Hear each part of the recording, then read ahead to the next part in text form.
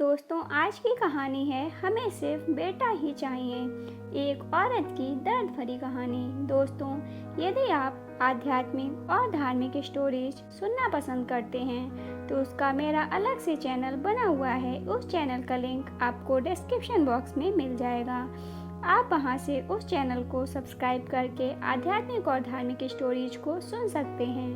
तो चलिए दोस्तों, इस स्टोरी को सुनते हैं। रात के 11 बजे सुधा के पति सुनील ने दरवाजा बजाया तो सुधा ने जल्दी से दरवाजा खोला। तभी दरवाजा खुलते ही जल्दी से सुनील सुधा का हाथ पकड़कर उसे अंदर कमरे में ले गया। कमरे में ले जाकर सुनील खुश होते हुए सुधा से कहा कि सुधा, डॉक्टर से मेरी बात हो चुकी है। कल तुम्हें जांच के लिए उस डॉक्टर के पास चलना है। अगर लड़की हुई तो अबॉर्शन की तारीख ले लेंगे। यह सुनकर सुधा की आंखों से आंसू बहने लगे, क्योंकि वह अबॉर्शन कराना नहीं चाहती थी। सुधा के 2 बेटियां थीं और अब सुधा फिर से गर्भवती हो चुकी थी। सुधा की सास ने सुधा से यह स्पष्ट कह दिया था कि अब की बार मुझे सिर्फ पोता ही चाहिए, वरना मुझसे बुरा कोई ना होगा। वैसे भी सुधा की सास बहुत बुरी थी। सुधा तीसरा बच्चा नहीं चाहती थी, क्योंकि वह बहुत कमजोर थी और डॉक्टर ने भी सुधा के पति सुनील को यह कहा था कि अब तुम बच्चे की कोई भी प्लानिंग मत करना, वरना सुधा की जान को भी खतरा हो सकता है। लेकिन सुनील और उसकी माँ दोनों ही नहीं माने। सुनील की माँ सुनील को रोज कहती कि बेटा सुनील, वंश आगे बढ़ाने के लिए एक लड़का तो होना ही चाहिए। यह सुनकर सुनील को बहुत गुस्सा आता था और वह दिन रात सुधा को मारने लगा। तो मजबूर होकर सुधा ने कहा कि ठीक है सुनील, अगर तुम्हें मेरी जिंदगी की कोई भी परवाह नहीं है तो ठीक है, जैसा तुम कहोगे मैं वैसा ही करूँगी। यह कहकर सुधा ने सुनील को तीसरे बच्चे के लिए हाँ कह दिया। अब सुधा गर्भवती हो चुकी थी, लेकिन सुनील और उसकी माँ को तो बस बेटा ही चाहिए था। इसलिए वह सुधा के बच्चे का लिंग पता करवाना चाहते थे, ताकि बेटा हुआ तो ठीक, वरना अबॉर्शन। लेकिन सुधा ने कहा कि सुनील, लिंग चेक करवाना तो एक अपराध है, मैं यह सब नहीं करवाऊंगी।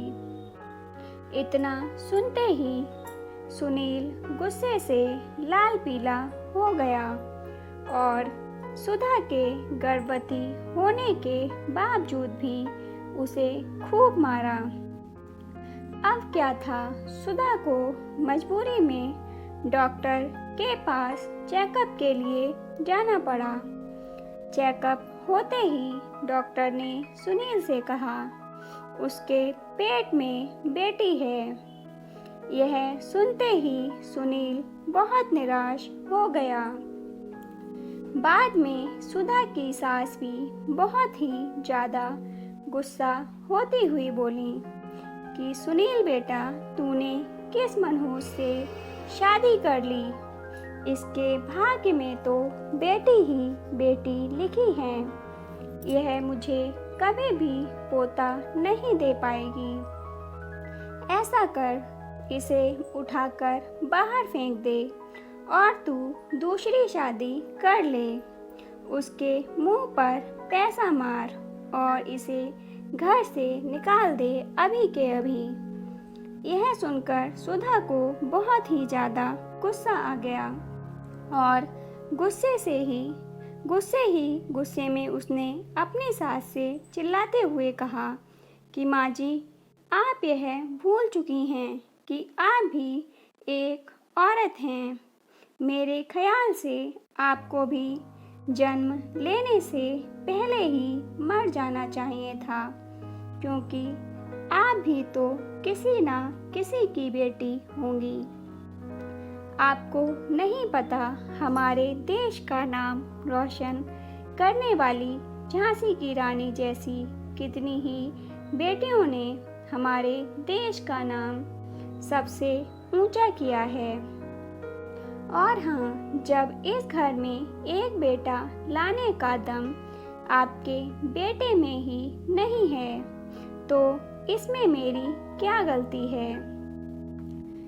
तुम्हारे बेटे में ही कमी है। शायद तुम जैसे लोगों ने एक औरत को बेटा पैदा करने की मशीन समझ रखा है, और सुनील एक औरत के बेटा हो या बेटी, वह सब तो एक तरफ, मगर एक पत्नी को सिर्फ एक पति का साथ और उसका विश्वास चाहिए होता है।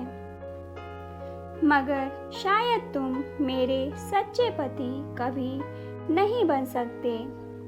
एक पत्नी सबका दर्द झेल सकती है, लेकिन जब उसका पति ही उसका दर्द ना समझे, तो उस पति के साथ मैं कभी भी नहीं रह सकती। मैं अपनी दोनों बेटियों को लेकर जा रही हूँ, और देखना, एक दिन मेरी बेटियाँ ही मेरा सहारा बनेंगी और इस देश का नाम रोशन भी करेंगी। यह कहकर वह गर्भवती सुधा अपनी दोनों बेटियों को लेकर वहां से रोती हुई चली जाती है। लेकिन ना तो उसकी सास ने उसे रोका और ना ही उसके पति सुनील ने। तो दोस्तों, देखा आपने हमारे देश में कैसे कैसे लोग हैं जिन्हें सिर्फ बेटा ही चाहिए, और बेचारी सुधा, उसकी क्या गलती थी? उसे उस घर में ना ही सास का प्यार मिल रहा था और ना ही उसके साथ उसका पति था। इसलिए उसने अंत में अपनी बेटियों के लिए घर को छोड़ना ही ठीक समझा, क्योंकि उस घर में जब उसकी ही कोई इज्जत नहीं, तो उसकी बेटियों की क्या इज्जत होगी। और हाँ दोस्तों, हमें कभी भी किसी डॉक्टर से होने वाले बच्चे का लिंग चेक नहीं करवाना चाहिए, क्योंकि लिंग चेक करवाना एक कानूनी अपराध है। तो दोस्तों, इस कहानी पर आप क्या कहेंगे? प्लीज़ कमेंट बॉक्स में ज़रूर बताना। दोस्तों, आपको कहानी कैसी लगी? कमेंट बॉक्स में कमेंट करके ज़रूर बताना, और ऐसी ही कहानियों को सुनने के लिए चैनल को सब्सक्राइब करना ना भूलना। कहानी को पूरा सुनने के लिए धन्यवाद दोस्तों।